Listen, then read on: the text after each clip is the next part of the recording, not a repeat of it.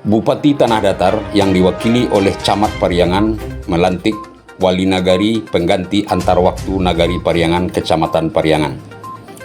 Acara pelantikan ini dilaksanakan di kantor Wali Nagari Pariangan Kamis 24 Februari 2022. Pelantikan yang berjalan meriah ini dihadiri oleh berbagai macam tamu dan undangan, termasuk pejabat dari kabupaten, kecamatan, dan tokoh masyarakat.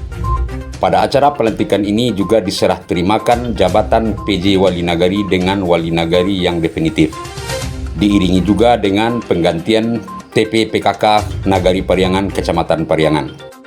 Salah seorang pejabat yang hadir yaitu Saidani SP yang merupakan salah seorang putra terbaik Nagari Pariangan yang juga menjabat sebagai Wakil Ketua DPRD Kabupaten Tanah Datar memberikan sambutan.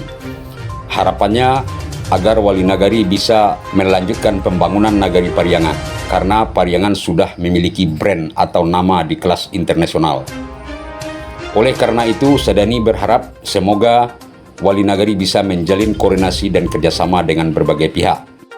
Pada sambutan terakhir PJ Wali Nagari Pariangan, Mulkhairi SPD memohon maaf kepada masyarakat jika ada kesalahan, kelalaian yang pernah dia lakukan selama menjabat sebagai Wali Nagari.